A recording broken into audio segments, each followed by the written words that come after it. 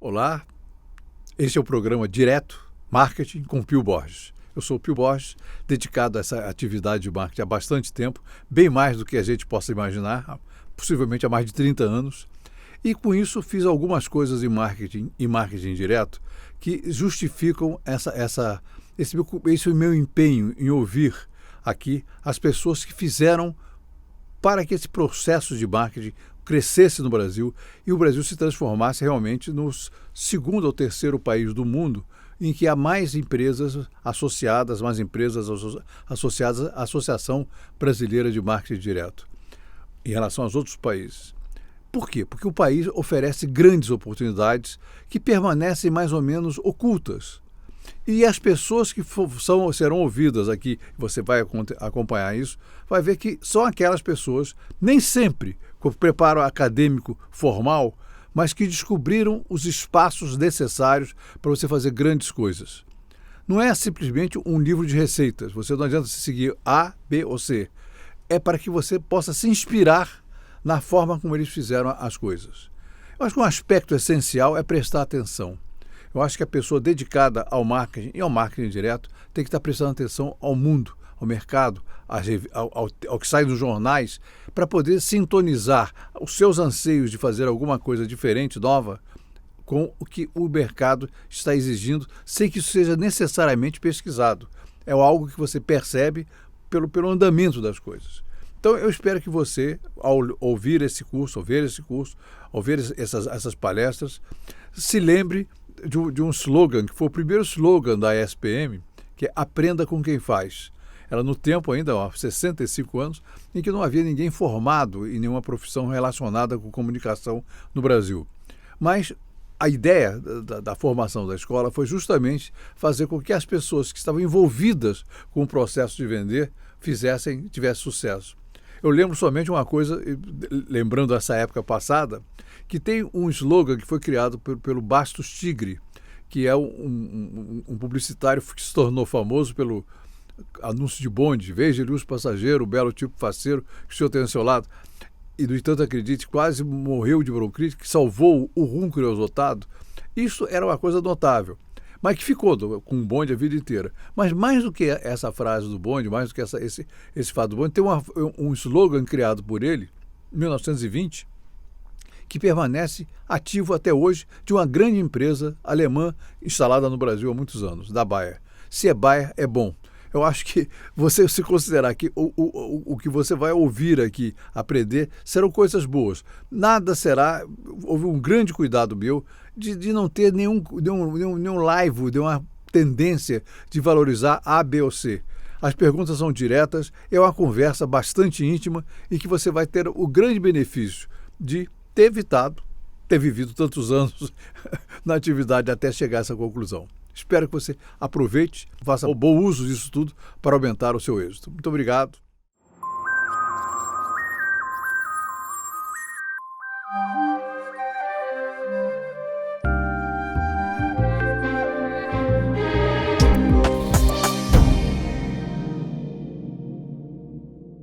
Estamos aqui hoje para conversar com Newton Molina, teve grandes iniciativas na área de seguros e de marketing no Brasil, teve coragem que outras pessoas não tiveram, e isso fez com que, ao longo da vida, sua carreira fosse de muito sucesso, de muitas coisas diferentes. Mas tudo relacionado com seguro, mas sempre observando um mercado que não era o seu. Como é que você, Newton Molina, começou a se interessar em vender seguros, em se desenvolver com seguros, fazendo coisas que não eram a norma, não era a regra, não era o sistema que era adotado pelas seguradoras no Brasil? Pio, eu tenho que voltar um pouquinho para trás. Sim. Né? Na verdade, eu entrei em seguros, eu tinha 30 anos já. Né? Mas antes disso eu tinha feito algumas coisas que também não eram comuns, né? Eram meio que inusitadas. Eu vou me referir a elas, mas eu acho que o fato de ter, desde menino, desde jovem, feito coisas inusitadas, não digo inusitadas, que seria muito pretensioso, mas coisas diferentes, Um dos meus grandes ídolos era o Chacrinha, né? Que dizia que nada se cria, tudo se copia. Isso é uma verdade incrível. E quem sabe realmente disso, que esse ditado é expressivo, são as pessoas como você, como eu, os tais marqueteiros, não é isso?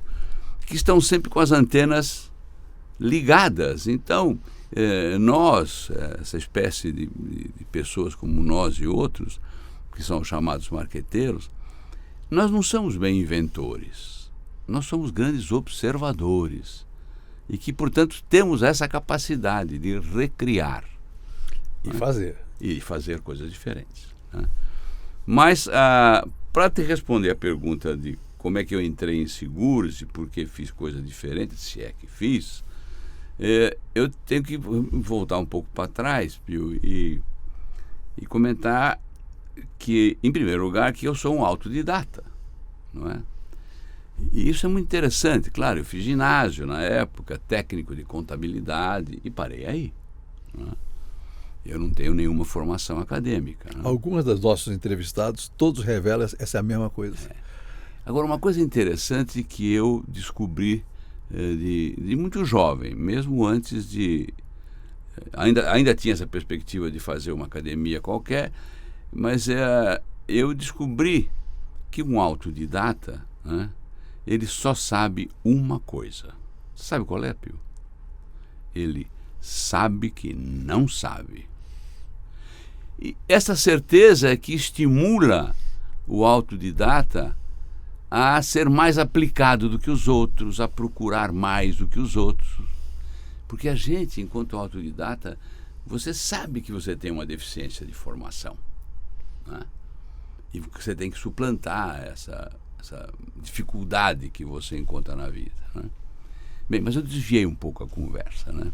Eu diria que a primeira coisa um pouco diferente que eu fiz na minha vida, eu comecei a trabalhar muito menino, né? Muito jovem mesmo. Eu comecei a trabalhar em janeiro de um ano X, que eu não me lembro que ano era. Eu tinha 12 anos. Eu faço aniversário em abril, então praticamente comecei a trabalhar fazendo 13 anos, que é muito jovem. E eu sou um sujeito de muita sorte, né? Mas muita sorte mesmo. Eu fui trabalhar... O Napoleão disse um dia que ele só promovia de coronel para general quem tinha sorte. Não era quem era o esperto, não, é quem tinha sorte. Porque sem sorte não adianta nada. A minha vida é uma sequência de demonstrações de sorte.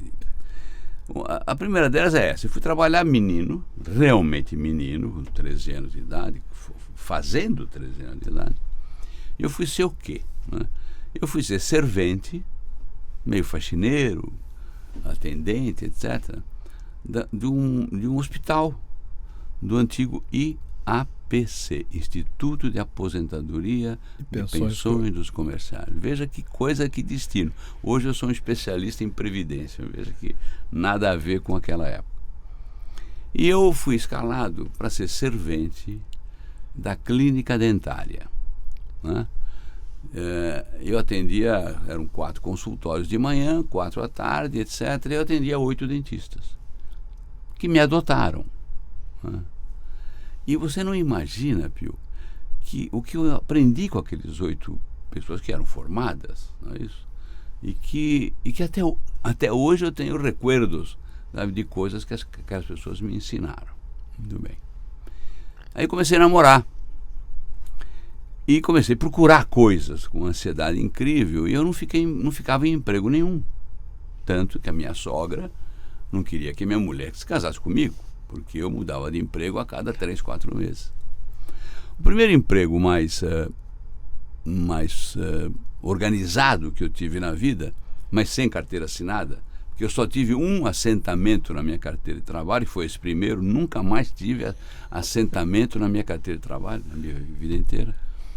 Mas eu fui trabalhar, eu tinha 18 anos, numa pequena agência de propaganda, cujo nome era Maria Salles Publicidade. A Maria Salles Publicidade era uma pequena agência de promoções com sorteio. Exatamente, estou me lembrando disso. Naquela época, estou falando então 1954, por aí, para fazer sorteio, comércio, indústria, você serviço, tinha uma carta patente. Tinha que ter carta patente. E eu fui ser gerente dessa pequena agência. Era o dono da agência, eu e mais 3, 4 funcionários, nada mais. Né? A gente montava a promoção e depois administrava a distribuição dos prêmios, etc. Na época, entre os meus clientes era o Baú da Felicidade. Não ainda do Silvio Santos. Do Nóbrega. Veja como eu sou velho, hein? Não era do Nóbrega. Não? Era de um alemão, um senhor alemão, que criou essa ideia. O que era? Era um baú de brinquedos que você vendia durante o início do ano, cobrava durante o ano inteiro e entregava esse baúzinho ao final do ano, no Natal.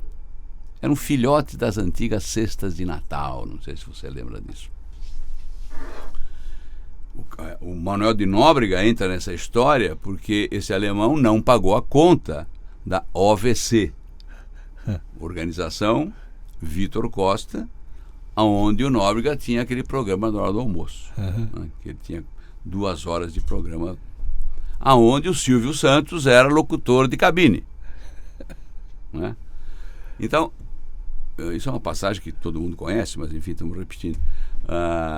O alemão não pagou a conta, o negócio ficou para o Manuel de Nóbrega, que não queria saber daquilo, perguntou se o Silvio queria tomar conta, o Silvio foi tomar conta, endireitou, e chegou um dia que ele foi negociar com o Nóbrega falou, não, pode ficar esse negócio para você, etc., e se transformou no Baú da Felicidade.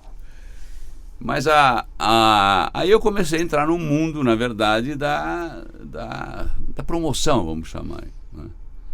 E foi por essa porta que eu acabei fazendo, em 1956, um curso de publicidade não sei se na época chamava já ESPM, não é? No edifício 7 de abril? Na 7 de abril, no edifício dos Diários Associados, ministrado por antigos publicitários, famosos publicitários, mas era um curso de 3 meses, alguma coisa desse tipo, etc. Mas foi a semente que criou essa maravilhosa escola, que em São Paulo eu tive 3 netos que se formaram nela nesses últimos anos. Mas a outra coisa interessante nesse caminhar, né, foi que eu fui uma vez, em função da Maria Salles, atender um chamado de um cliente, que ainda não era cliente. Era um sujeito que tinha uma loja de tecidos, né, cujo nome era Heron Tecidos. E que também era um jovem como eu. Nessa ocasião eu tinha 20 anos e esse jovem tinha 23, né? Que tinha sido um camelô, né? E aí tem uma certa ligação até com a história do próprio Silvio, né? Que também teve uma formação semelhante a essa, tal. Vendendo carteiras de identidade na Barca, Rio de Niterói. Na Barca, no cultor na Barca. O Heron tem uma formação muito semelhante a essa, etc, tal. Mas ele conseguiu, assim como o Silvio, criar uma empresa, que foi Heron Tecidos, era uma loja na Rua São Bento. Né? Eu fui atender porque ele queria fazer uma promoção do seu 2º aniversário. Né? E conversando com ele, ele soube que eu tinha tido essa ligação com o baú, etc e tal, que tinha trabalhado com cesta de Natal também no passado, e me pediu um projeto. E esse projeto se transformou em Herontex, que certamente não é do conhecimento e nem da memória dos nossos alunos da escola. Mas que foi revolução, um sucesso incrível, porque pela primeira vez a gente fez, isso é interessante, isso que eu vou falar agora é uma coisa muito interessante. Eu tinha lido um artigo, um pouquinho mais do que um artigo, era uma monografia, alguma coisa parecida, de um sucesso americano, que era escovas, eu esqueci o nome agora, era uma empresa de escova, Branch, não sei das quantas, de venda domiciliar, que vendia escovas de porta em porta. Escova de qualquer, desde escova de dente ao escovão, o antigo escovão de casa, etc. Tal. E eu, na verdade, me inspirei naquele modelo para organizar um processo moderno e inusitado, no caso brasileiro, de venda de porta a porta. E ousado, porque ninguém fazia, Não. Você ia fazer. Vou te contar outras coisas depois do corte do comercial aqui, que os rapazes estão pedindo para a gente parar.